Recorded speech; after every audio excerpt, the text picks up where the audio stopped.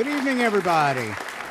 There we go. Thank you so much. We're here in Savannah, Georgia, and today we're doing a Compass MS Care program. I want you all to know that this program is supported by EMD Serono, Genentech, Novartis, Sanofi, and TG Therapeutics. Dr. Hemphill is very well known in the local area. He's a board-certified neurologist at Savannah Neurology Specialist. He also serves as an associate professor of neurology at MCG and clinical associate professor of medicine and pediatric at Mercer University School of Medicine. Dr. Hemphill, come on up. Okay, thank you, Stuart. My name is Michael Hemphill. I'm a neurologist in Savannah with Savannah Neurology Specialists with a special interest in MS. We are an MS Society certified partner in care. So we have a strong interest in the care of folks who have MS. Offer many of the services that are needed within our practice. And we have a great care team to help look after our patients with MS. So I'm glad to welcome you here, and we'll talk about multiple sclerosis. You cover the basics and hopefully some new things for you, and then answer questions that Stuart has for us. Just to start with definitions. And an overview. Multiple sclerosis is an autoimmune disease against myelin, causing acute and chronic inflammation of the central nervous system, resulting in episodes of neurologic dysfunction and progressive decline. So there's a lot of information there to unpack.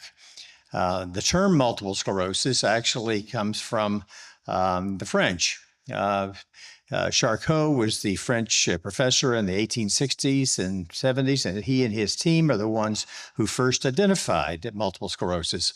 Although we have cases of MS in history going all the way back to the 1400s, it wasn't until the 1860s and 70s when the French at the Salpêtrière in Paris were seeing patients who had typical symptoms of MS, and they were starting to do autopsies where they could fix the brain and then open it after someone had died and look at it and try to make correlations of what they saw in the brain when they cut the brain open with the symptoms the patient had.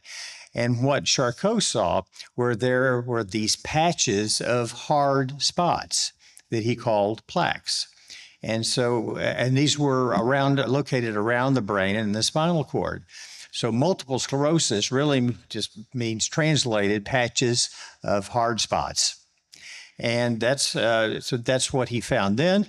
That's what we see now. And when we talk about MRI scans, we'll talk about the fact that we can see some of the same things that Charcot was seeing with his post-mortem examinations, yet we don't have to cut anybody open to be able to see them. But multiple sclerosis further can mean multiple spots that cause multiple episodes over time.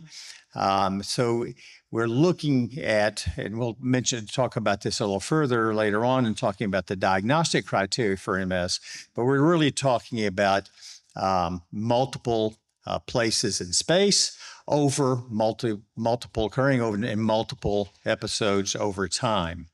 And the sclerosis then applies to the nature of the actual lesions themselves. And you'll hear this term lesions as we go through.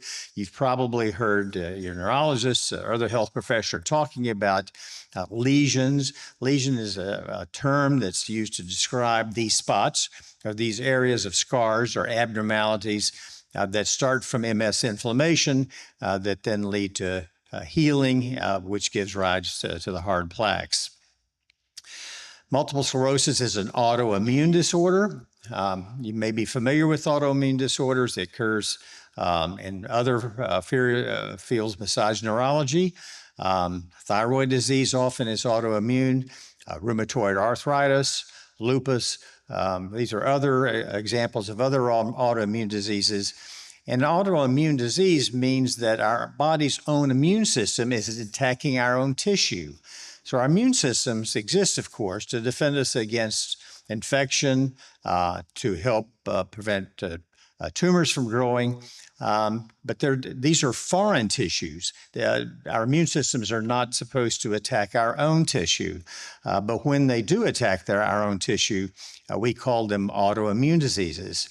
Now, what triggers autoimmune diseases, we really are not sure. We'll talk about the case in MS in a few minutes, but generally with autoimmune diseases, the reason for it really is unclear, but when it occurs, then we begin to see the typical diseases, typical symptoms of the disease.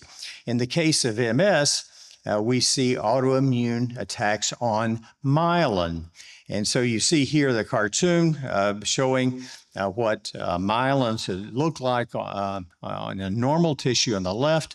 The myelin sheath is the insulation material around a nerve. It allows for rapid conduction along the nerve and works much like an insulation material would around an electric cord.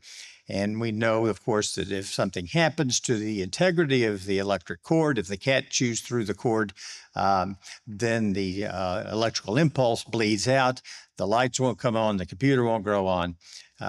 So you have to have this myelin sheath or the insulation material around the nerve fiber in most nerves, to sensory and motor nerves for the conduction to travel at the proper speed and carry the function of the location where it's in.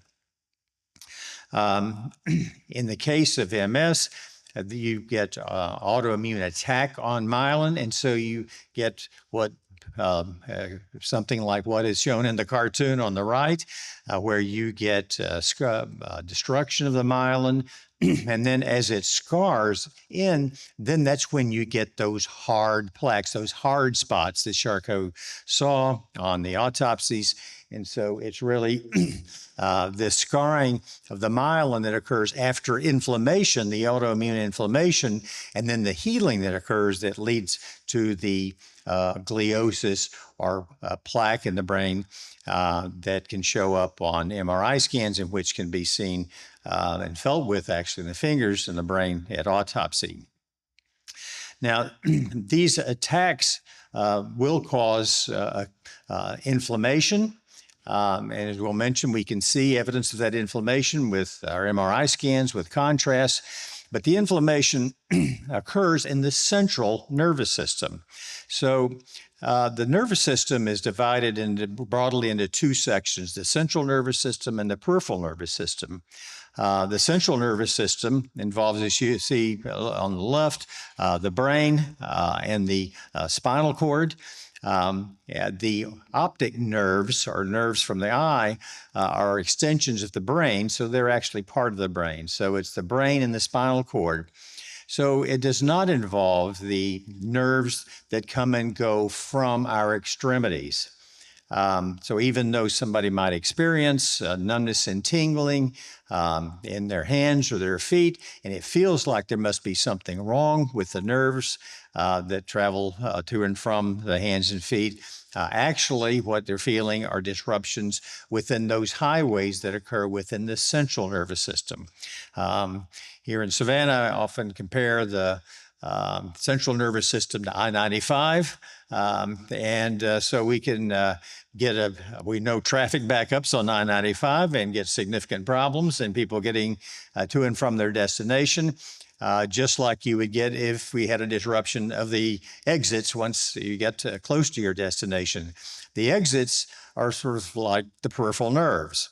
So you can sort of make the comparison of I-95 and the exits to the central nervous system and the peripheral nervous system. The involvement of the central nervous system structures then caused by the inflammation, acute or chronic inflammation, that is episodic or long-term inflammation, results both in episodes or attacks of neurologic dysfunction in the areas in which those nerves are responsible, whether it's vision, sensation, strength, or balance, and that sort of thing. Or it can cause progressive, slower decline over a long period of time. And we've recently come to be returned to an appreciation of the gradual progressive decline that can occur in function over time. So who is affected by MS?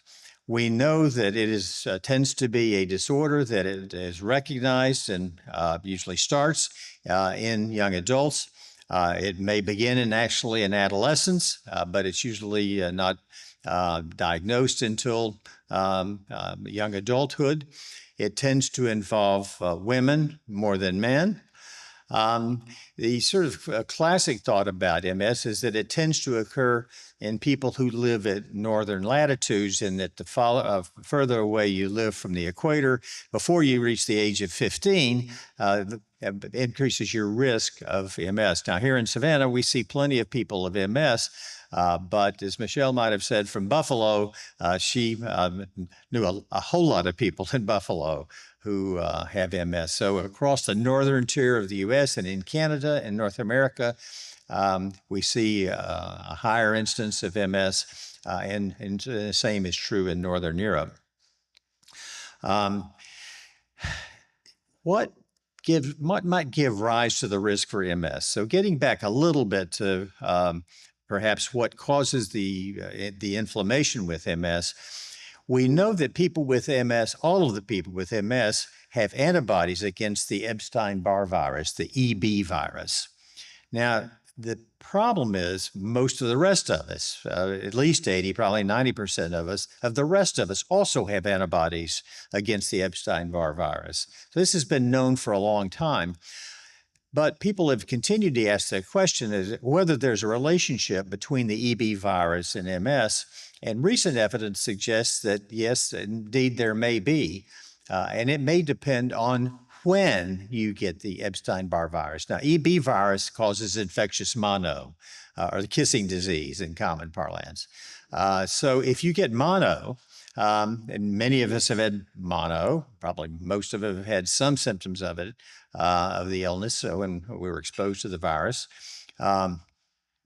If you have those symptoms and you get the infection as a young child, certainly, or say before the age of 15 or so, then it seems like you may not have quite the risk of MS as if you don't get it until, say, after age 18 or in your 20s. This has been demonstrated in a study that was done with military recruits. Turns out when you sign up to join the armed forces, you also give up the right to a large sample of your blood. And so they've done studies on military recruits who've developed MS and looked at their blood and their conversion of their antibodies and found that there was more of a tendency to not have antibodies against EB virus when they went in, but then to have antibodies to EB virus once they developed MS. Than other people who may have had the antibodies to EB virus when they first joined. So stay tuned. This is very important. The goal of the MS Society is to find a cure for MS. And for the rest of the talk, we're going to talk about how we treat MS once it's occurred. But finding the answer to this question about what causes EB virus, especially if we could do something like have a vaccine to EB virus, would be a wonderful way to develop a treatment that then could develop the autoimmune consequences later on. So stay tuned. People ask me if it tends to run in families. If a patient's affected, they want to know if their child is affected, or if it tends to run in families. And it turns out there's really not a very strong genetic component to MS. The family history is really positive, and at least in a first-degree relative, like a parent or a child or sibling, and probably in the single digits, probably 3% or less. So family history, if there is a family history of MS, it probably says more about the exposure to the same circumstances when you're growing up than having the same genes. So we don't really feel that there's a significant genetic component to MS. So I think we generally can reassure our patients that having MS is not going to significantly increase the risk of MS in their children. We do, as I mentioned, know that some populations may be particularly prone to MS. Because it tends to increase with latitudes, it's been thought conventionally that there may be an increased incidence in people of Northern European ancestry, but we now have increasing awareness of MS in people of African American ancestry, and the fact that it may be actually occur more severely, especially in young people of African American ancestry. So there's really been a movement in recent years, especially among some neurologists of African American ancestry who've really done some research and highlighted this point. So we're learning much more about this.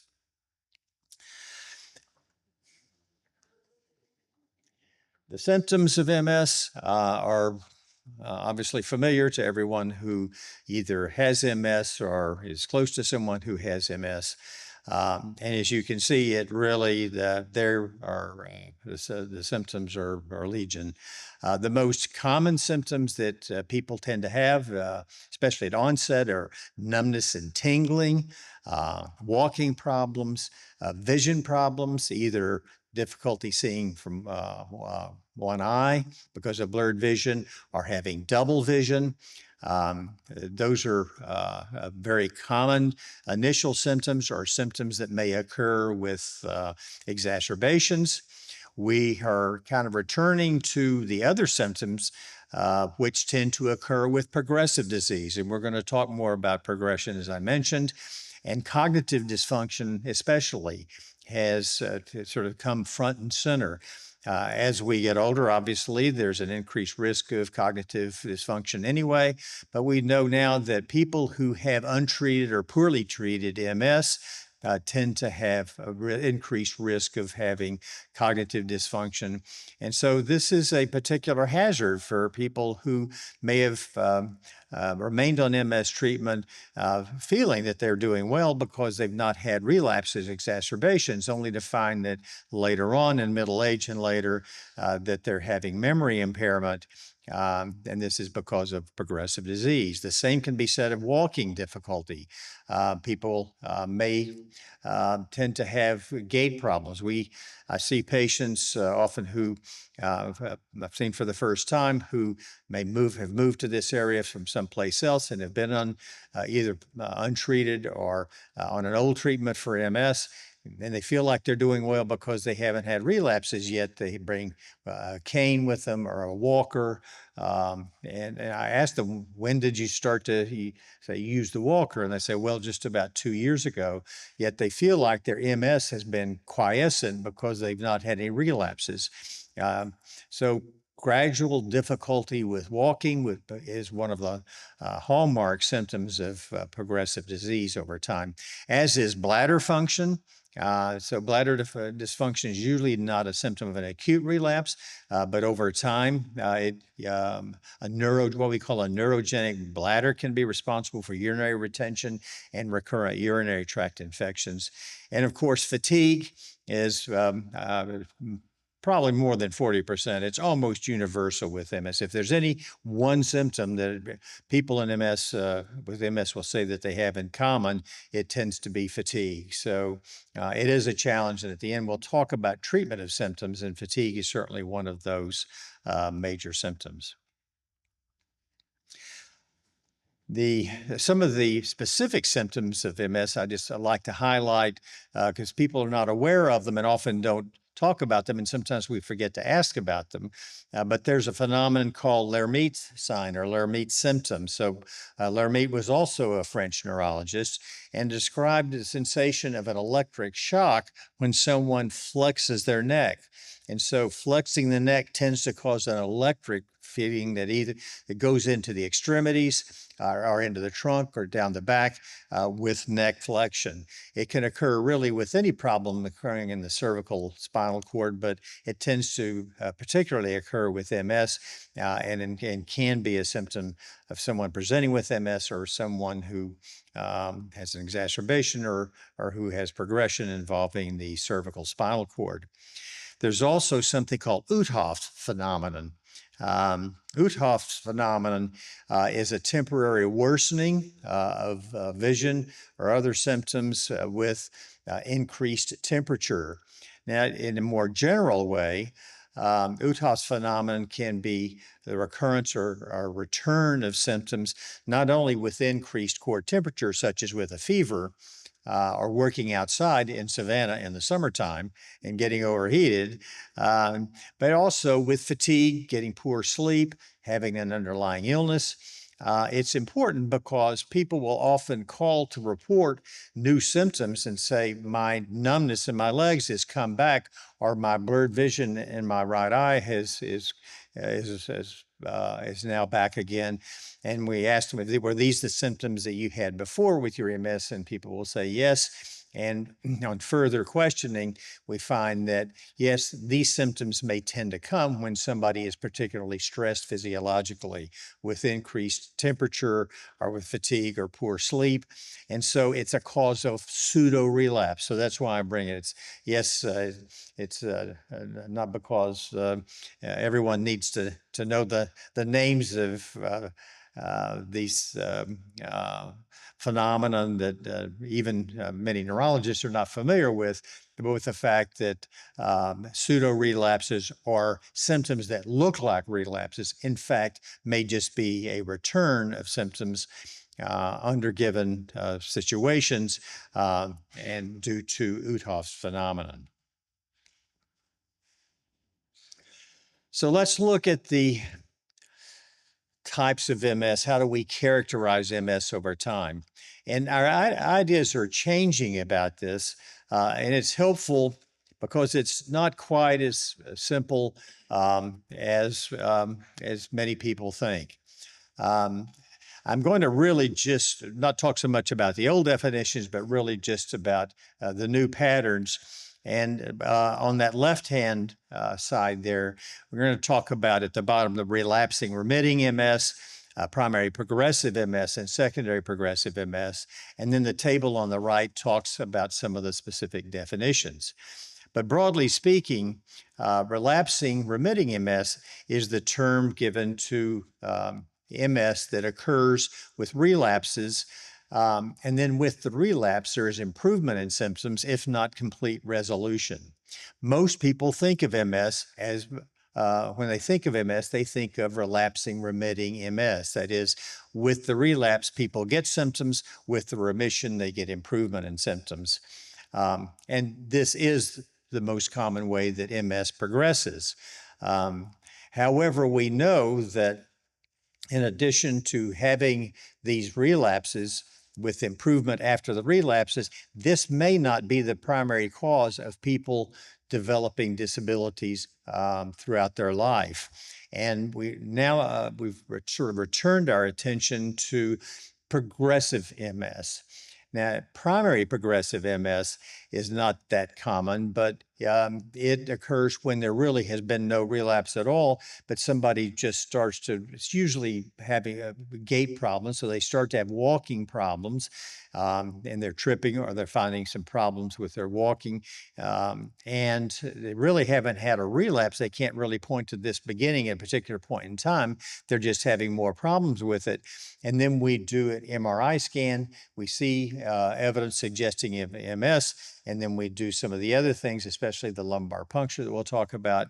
And sure enough, we see the features, the typical features of MS, and we make a diagnosis of primary progressive MS. This has historically been the most difficult form of MS to treat. What we've become more aware of, and which we're focusing on now as we've developed increasing ability to control the relapses of MS, is something called secondary progressive MS. And that is a combination in which someone may tend to have relapses when they're younger or after they first present with MS, but then in between episodes or after an episode, yes, they may get better from the relapse, but they then develop worsening independent of relapses. So when somebody gets worse from a relapse, we call that relapse-associated worsening. When they get worse without a relapse, we call that progression independent of relapse activity. So the term PIRA has sort of found its way to our conversations, the acronym PIRA. And so we now monitor people, not so much of just call us if you have a relapse, but we want to see you periodically because we want to see if you're walking slower. We measure your ability, how fast you can walk 25 feet at every visit. If we start to see that slowing, we become suspicious. We do a cognitive test at least once a year called a symbol digit modalities test, which is the cognitive test that's been shown to correlate best with MS cognitive impairment. If we see that start to change, we become suspicious of progression. We also do something called a 9-hole peg test to look at your dexterity. So these are the kinds of things that we do when we see people over time. We don't just see them to see if they've had a relapse. We want to see how well they're functioning. And so in addition to what we follow in their MRI, we may follow these features to see if they're progressing. So we're looking for progressive MS, and we believe now that it's this progressive disease that is responsible for most of the disability that we see with MS. So the way we make the diagnosis of MS is to find some objective demonstration, that is demonstration that could be that reproduced, is reproducible, not just somebody's report of their symptoms, but some objective demonstration of the multiple lesions in space and time, as I mentioned earlier, that are characteristic of MS. So we're looking for evidence of multiple areas of MS occurring in the central nervous system, with evidence that these have occurred over multiple points in time. Now, the way this first developed is that you had to just wait and see. So you had to see, well, if somebody had one symptom, say numbness in their legs, we'd have to wait and see, well, gee, maybe that's something else. Let's wait and see if you have double vision. Oh, you have double vision and numbness in your legs, and they probably occurred in the spinal cord and the brainstem in multiple areas, and they occurred at 2 points in time. Now we can say that you have MS. Well, especially as we've grown to have more effective treatments, we've said, why should we wait until somebody develops the next attack or multiple attacks before making the diagnosis? Can't we do something more proactively? And as we've developed increased capability with MRI, we now are able to do that. And we also have begun to realize, again, the importance of examining the cerebrospinal fluid, as we'll see in a moment, which can serve as a surrogate.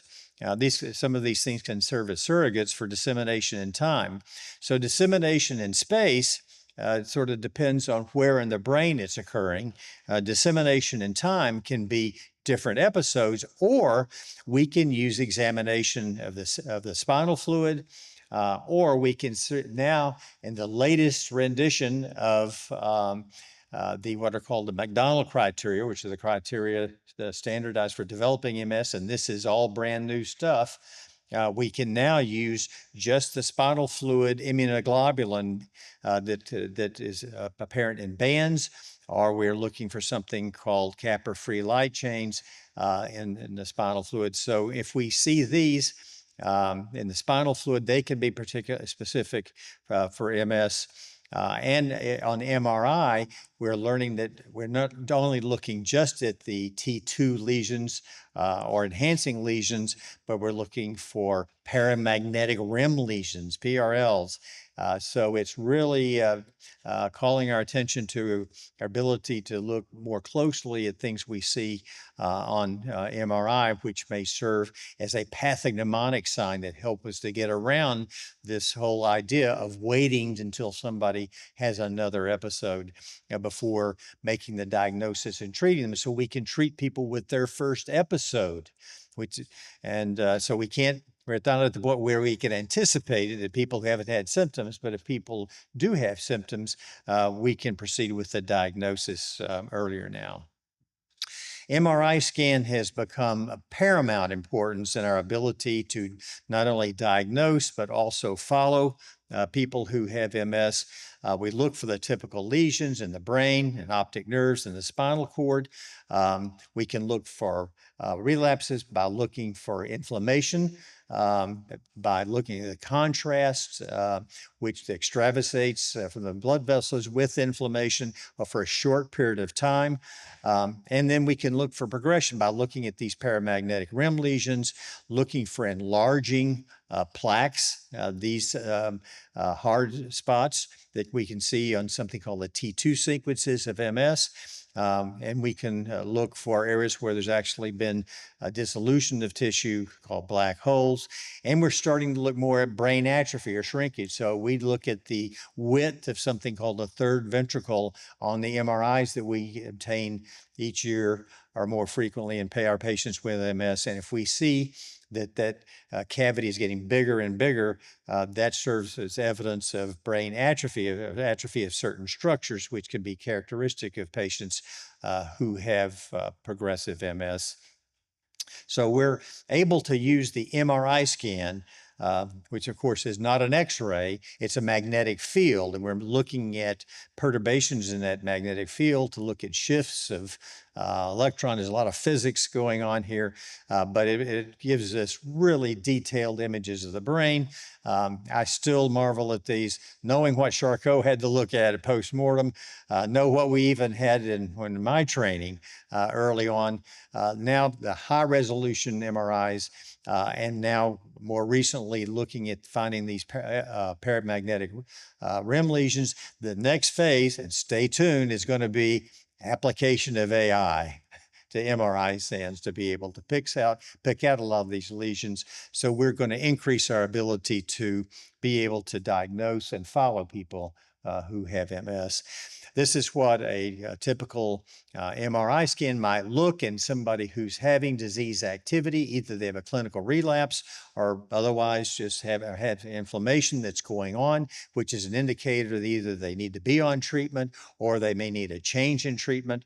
And so what you see in this is a rim of the lesion there being bright, and that's where the contrast that's been given intravenously is leaking out into the tissue, because you could just think of a sort of a red swollen blood vessel that weeps, and that weeping is what allows the contrast to exude there. And so we're taking advantage of that feature of contrast for leaking out from vessels into brain tissue with inflammation whenever we inject the dye, the contrast material in MRIs to look and see if there's disease activity.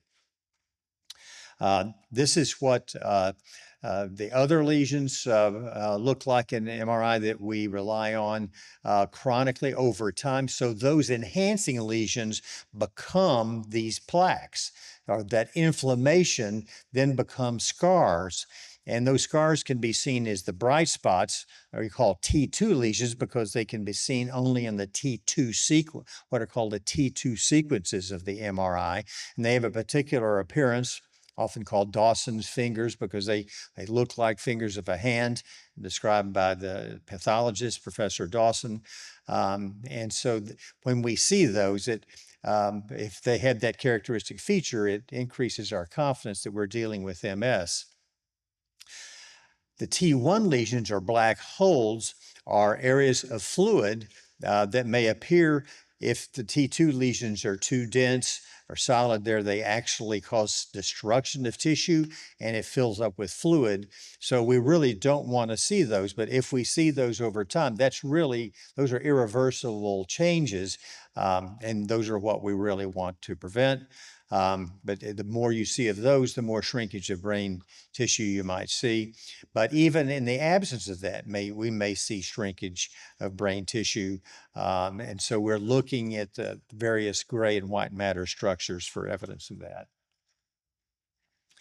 This is what an MRI of the spinal cord looks like. And so what you see on the left-hand side is the person's face. So you see the little bit of the nose and the lips and the chin. And to your right is the back part, the back of the head, and then the spine. And so you see the spinal cord coming down from the brain, and you see the white spots within the spinal cord, and these are what T2 lesions look like within the spinal cord. And this is what we're looking for. If we see someone we suspect has MS, looking at the MRI of the brain, we will do an MRI of the cervical spine to look for these lesions, or if people have symptoms, especially symptoms in their legs, numbness, tingling, gait difficulty, weakness, bladder problems and such, we look to the spinal cord because this kind of spinal cord involvement is characteristic of MS. So that's the MRI scan, which everyone with MS or an MS partner knows is very important for MS management. What about the lumbar puncture or the notorious spinal tap? So the lumbar puncture is very important, as I mentioned, for diagnosis of MS.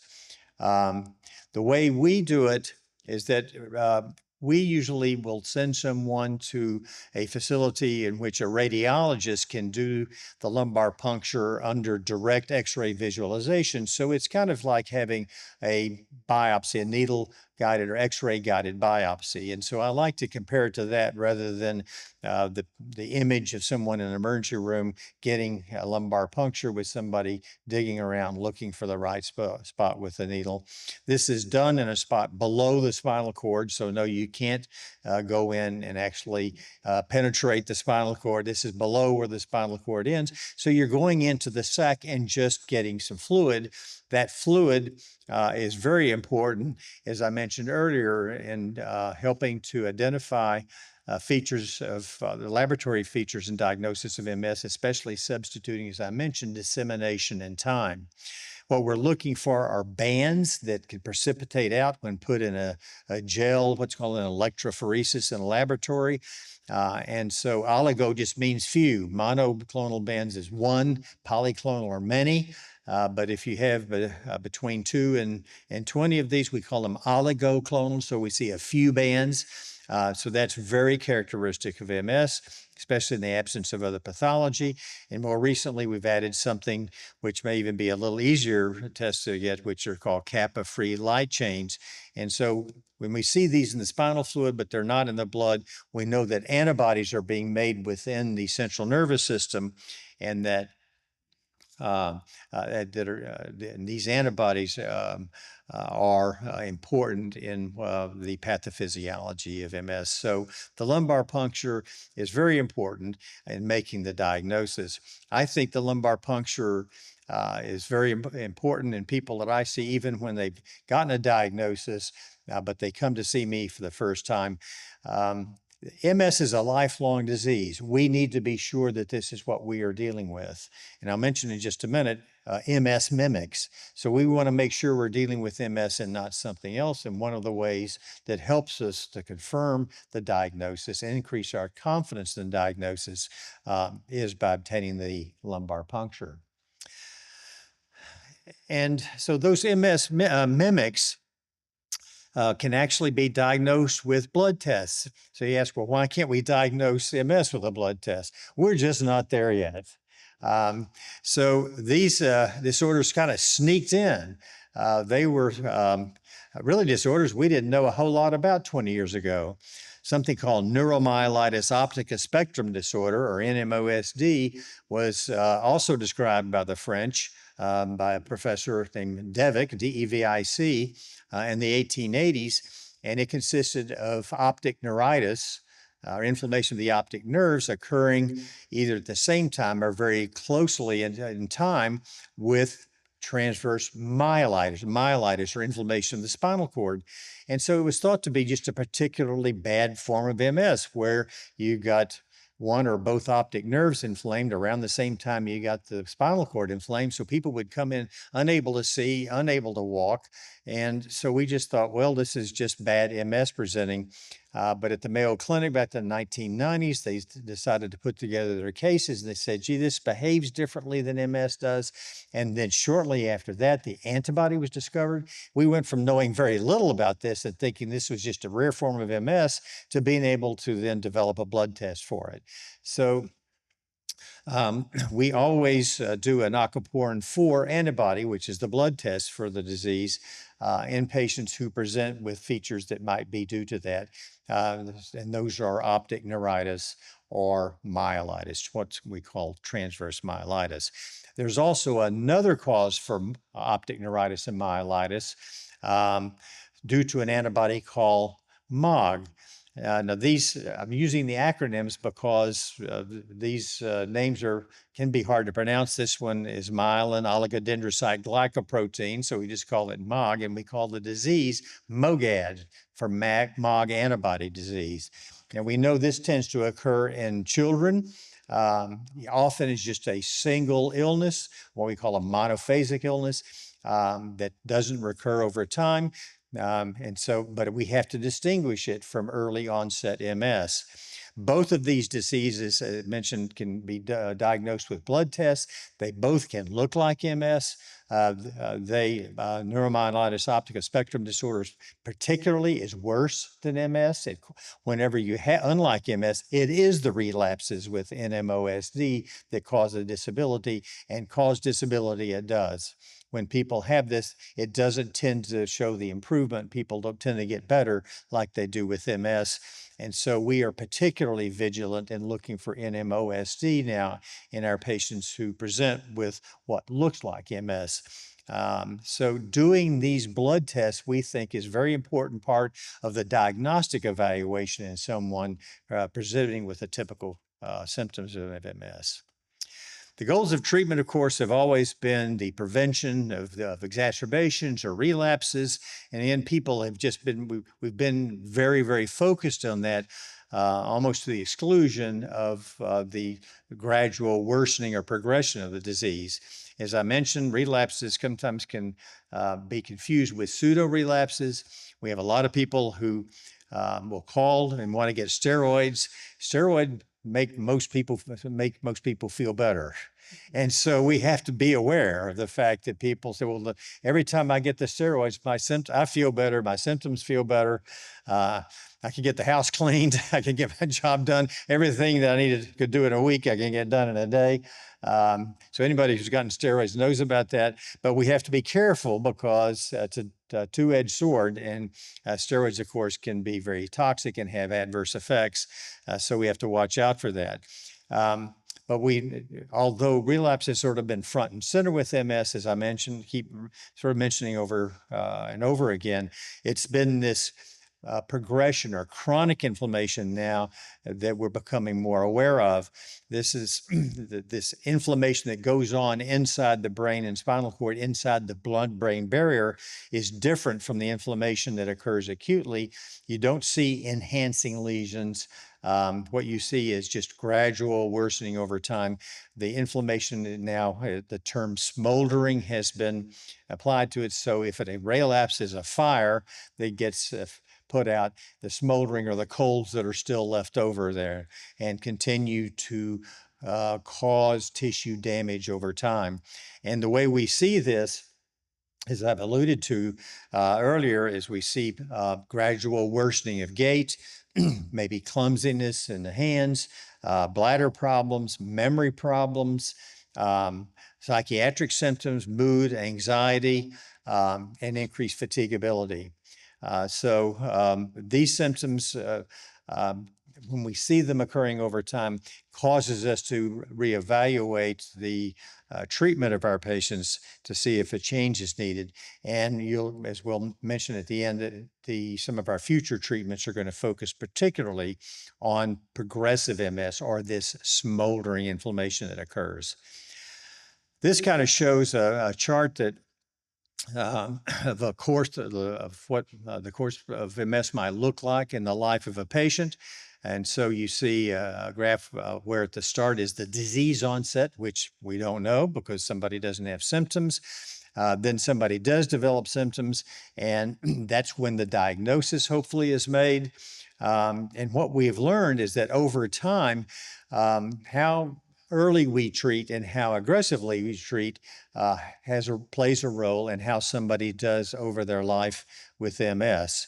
So what you see in the red area is what can happen if somebody doesn't get treated. The natural course of the disease often is for not only for relapses to occur, but for this natural progression to occur, what we call a degenerative course of neurologic disease. We've learned that, yes, it does help to treat early, but it also depends on how aggressively you treat. Up until recently, there was a tendency to say, well, let's just treat with something mild and safe. And then if somebody has problems, then we'll maybe escalate to something different. We've now learned that we don't want to just treat with something mild and just wait and see. We don't want to take a wait and see approach. We want to bring out our best treatments early. We want to come out with guns blazing, essentially, with patients who have diagnosis of MS, because we know that the sooner we treat aggressively, the better that they're going to do long term. So we base our treatment selection on multiple factors. This is a joint decision that we make with our patients, and so we take patient preferences into account. The mode of administration, how often it has to be given, how likely somebody is to be able to adhere to our treatment regimen. But then when we decide on treatment, we continue to reevaluate it, depending whether relapses occur or progression occurs. And we monitor with our MRIs is to help us give evidence of this in addition to evaluating the patients. And then we may use blood tests to monitor the safety, do surveillance for safety over time as well. This just shows a few of our disease-modifying therapies. That's how we refer to the therapies that we use to try to alter the course of MS. So that we first had treatment for MS back in the early 90s with the development of a class of medicines called interferons. And another medicine called Copaxone. These are often called the ABC drugs. Back then, they were given by injections. And so anyone with MS who is diagnosed more than 30 years ago knows all about these drugs, both good and bad. We then began to develop more potent drugs after this in the early 2000s. With the development of natalizumab, which was it was brought out under the brand name Tysabri.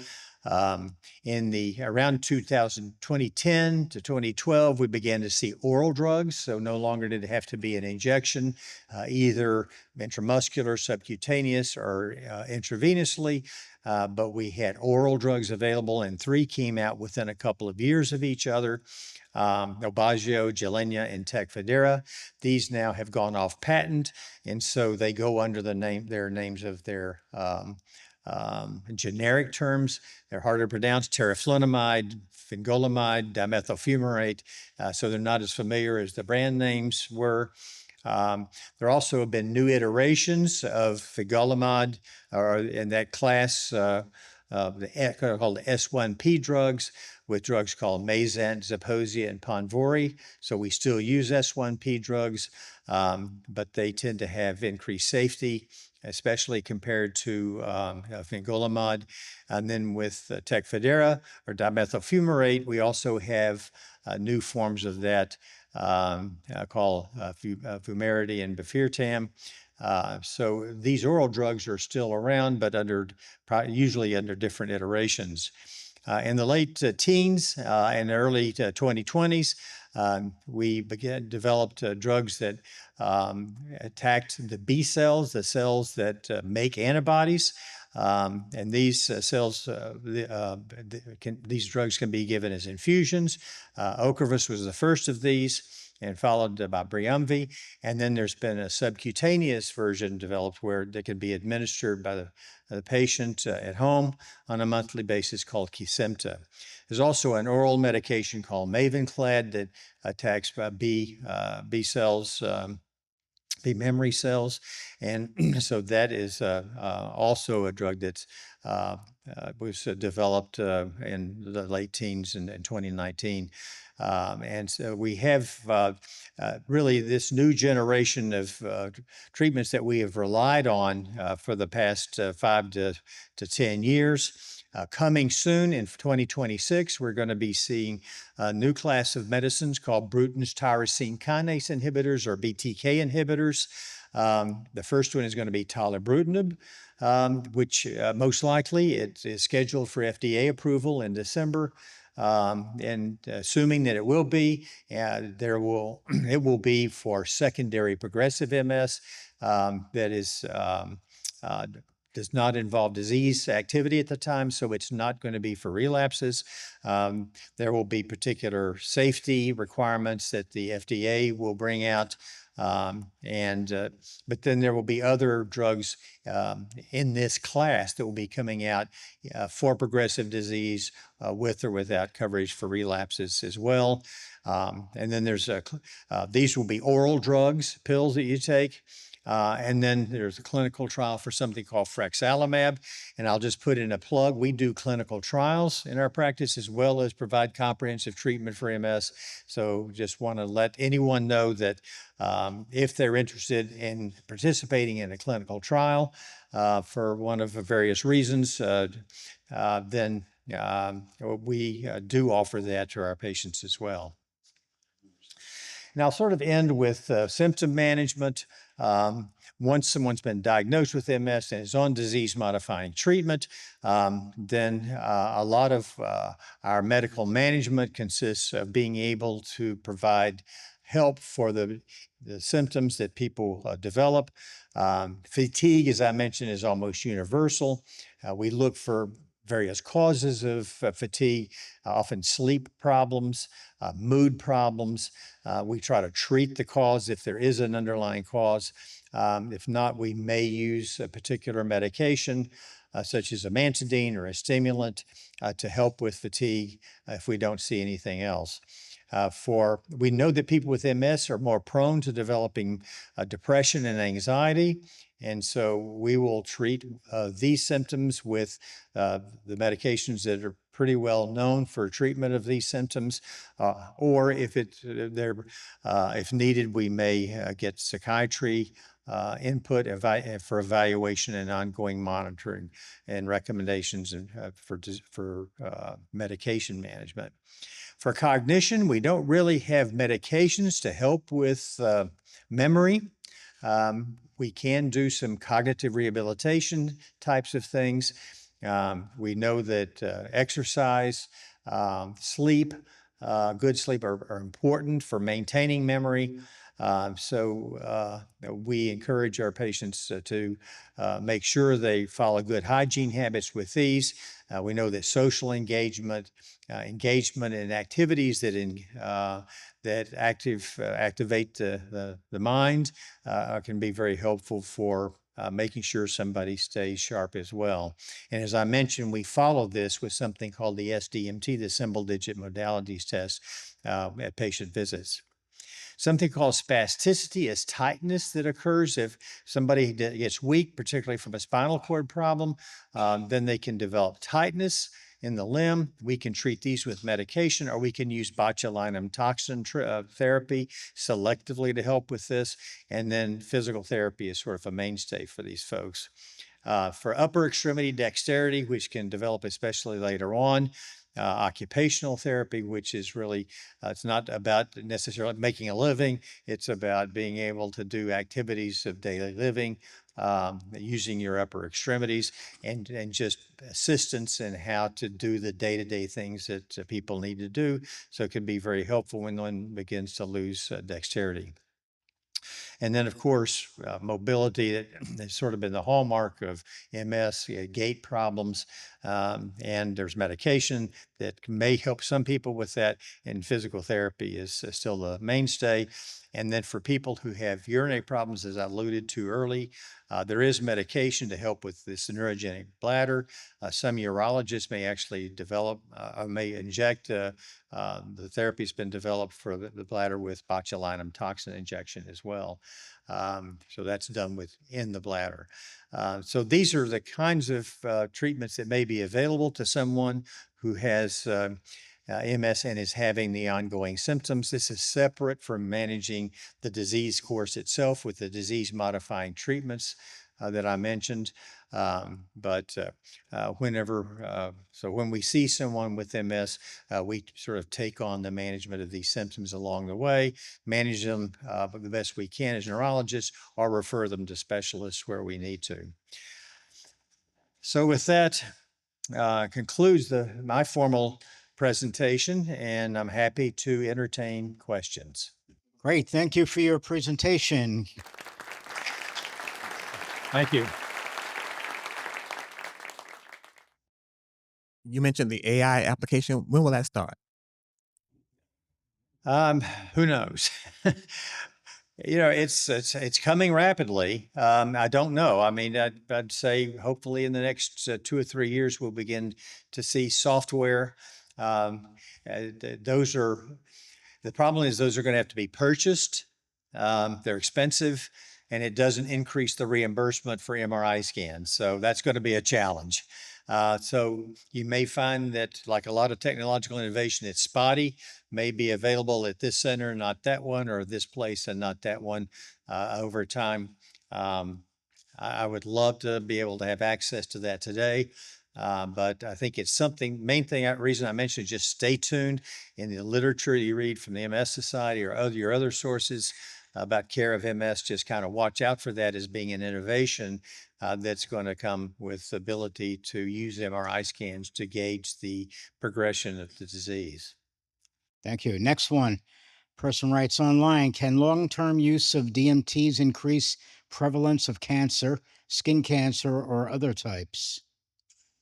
So as I mentioned, one of the functions of the immune system is to help suppress the growth of malignancies, which are essentially foreign tissues. So really, with all of our medications that work against the immune system, and as I mentioned, MS is an autoimmune disease, so we're trying to modify or modulate the immune system with our medications. And so the occurrence of malignancy is something that's been looked at in all the trials, and it can be more or less of a risk. And you'll see in the package insert or the product information of some of the drugs that, yes, there may be an increased risk of one malignancy or another, including skin cancers. We do talk about that with patients particularly, and we look specifically at the risk that's been seen, not only in the clinical trials, but over time. And we look at the patient's family history, their own history, their risk factors for malignancy, and that's one of the things that goes into choosing an MS drug. Person writes, I always hear about heat sensitivity, but what about cold sensitivity? Yes, Michelle talked about the fact that she doesn't like the cold, and people with MS classically don't like the heat because of, as you learned today, about Udhoff's phenomenon. It's really heat that bothers most patients with MS. Cold, not so much. So if somebody has cold sensitivity, it's probably due to something else. Hi, long time no see. But my question is, how far in advance is stem cells going on right now in MS? So when you ask about stem cells, there are really two types of stem cell therapy.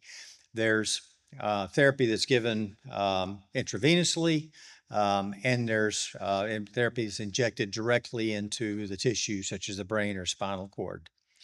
The only type really being looked at on a very broad scale right now is the systemic part. But it's not the stem cells that does the work. It's the obliteration of all the immune cells that is the work. That's what helps the MS. So what happens with that type of stem cell therapy is that medications are given to really wipe out the blood cell population in the bone marrow, which so much so that it requires rescue with stem cells.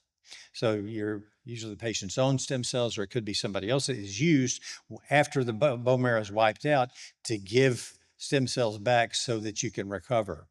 They're really, on a very limited basis, it has been the other form of stem cell research.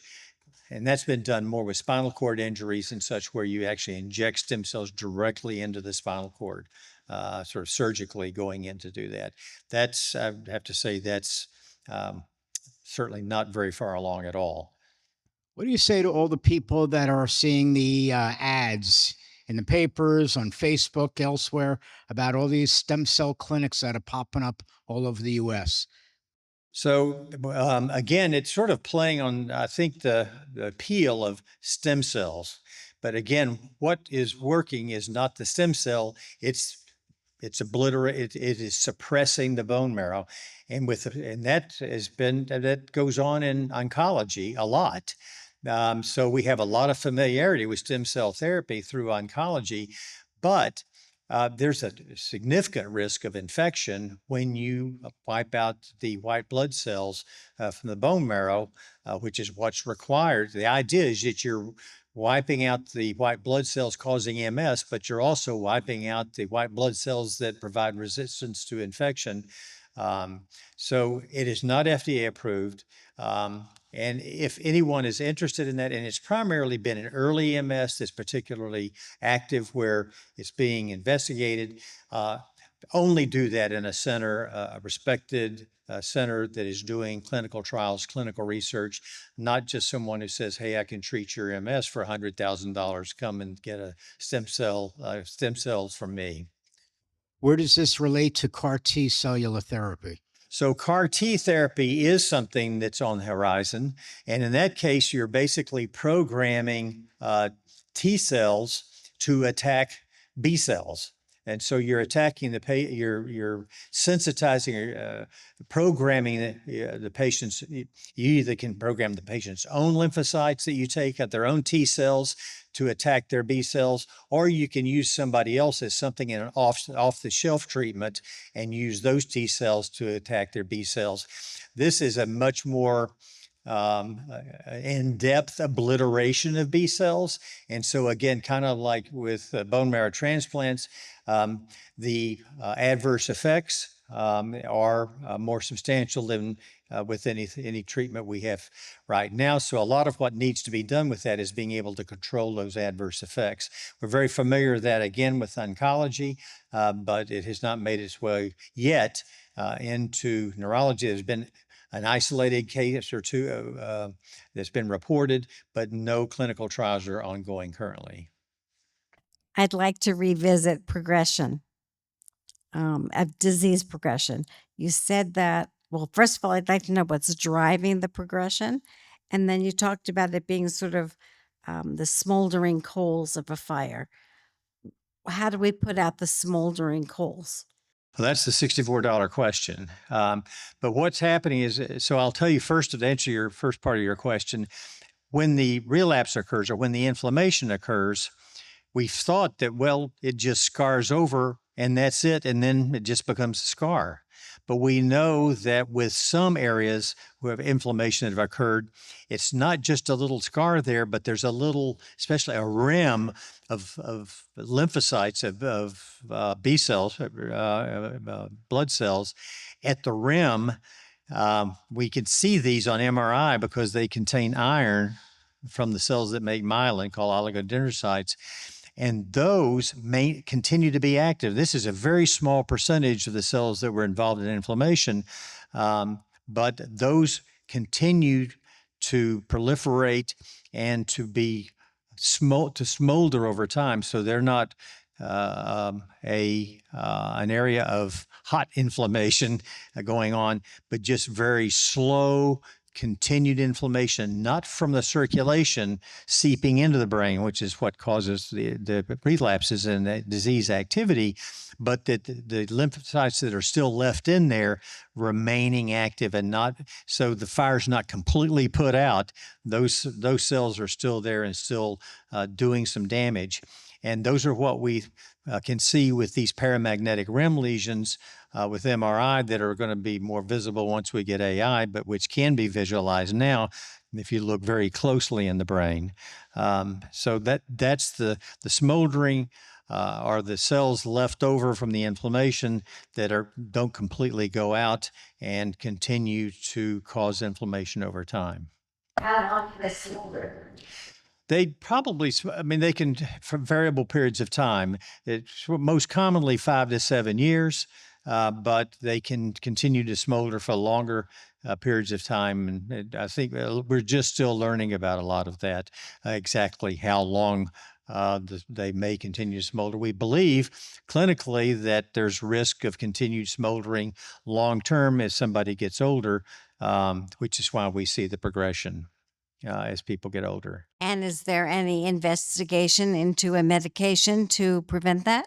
Yes, and so the current, the next generation of cells that I mentioned, the Bruton's tyrosine kinase inhibitors, the BTKIs, are small molecules, and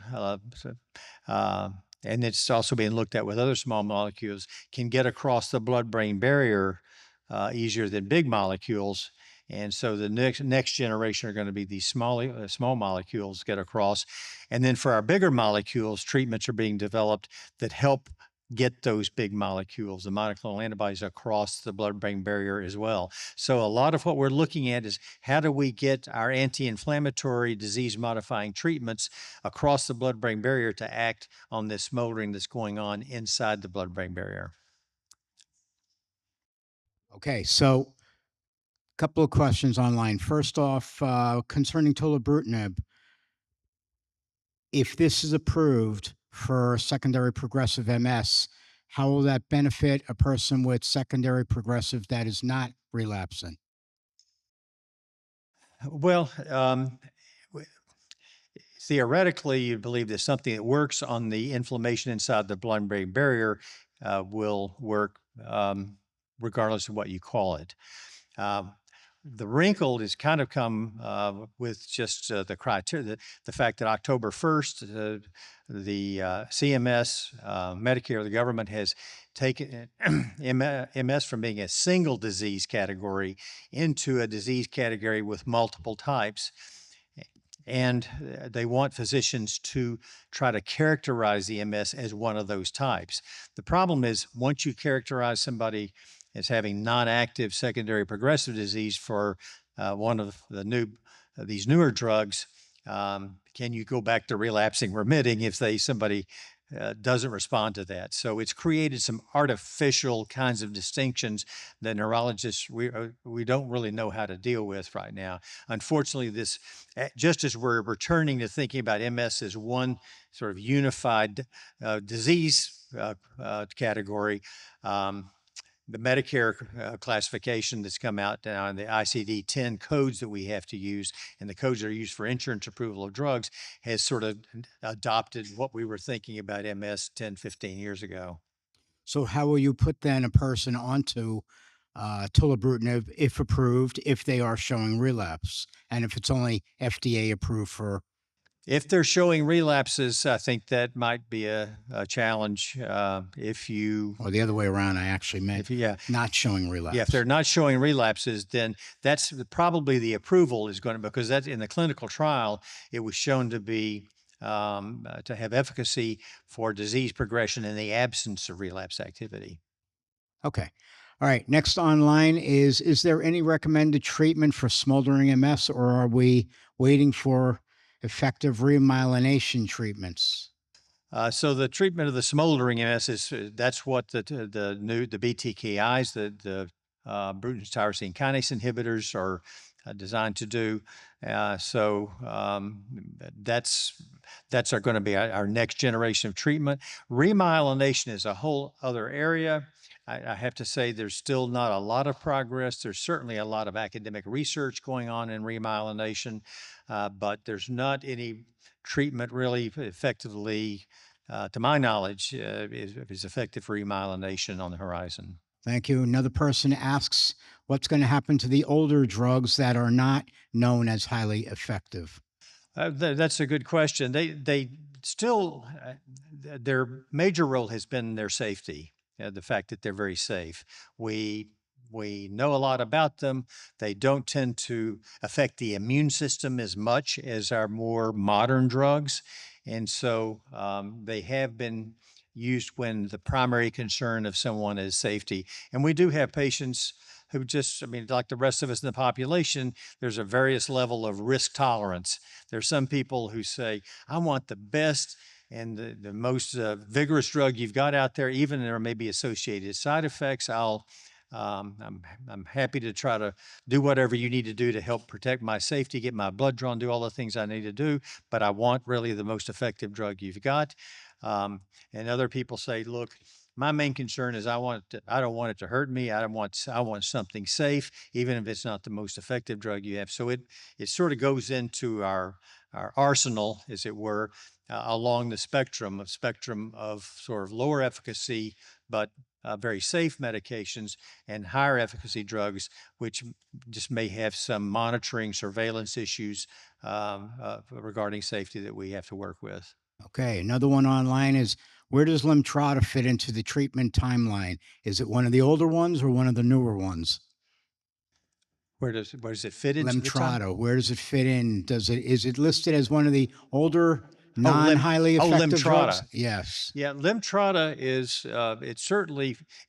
Lemtrada is a highly effective medication against the inflammation, against relapses. So the role of Lemtrada primarily has been in people who are tend to be younger with a lot of inflammation. Relapses, a lot of inflammation that we see on the MRI scan. There were significant safety issues with Lemtrada. I've used a lot of Lemtrada in the past. I didn't really list it here because we have other drugs now that are highly effective that don't carry the safety issues that Lemtrada has. Lemtrada works much the way the stem cell transplants do. So people who are interested in stem cell therapy, Lemtrada sort of knocks out those blood cells without having to require a bone marrow transplant or stem cell transplant. And so there still is probably a role for that, but it's much more limited than it used to be. Is there a public list of effective DMTs? Yeah, I think, sure. I think there are plenty of them. Right. I just want to answer the person that a list of all the disease-modifying therapies are on all the MS organizations' websites. You can find it on our website in our resources tab. And the doctor could say it, or I could say it, all the drugs that are FDA approved are effective to somebody. Okay. Any other questions? Then that's a wrap. Thank you very much. Thank you. This program is supported by EMD Serono, Genentech, Novartis, Sanofi, and TG Therapeutics. All right. I want you all to have a very safe day, and thank you for coming.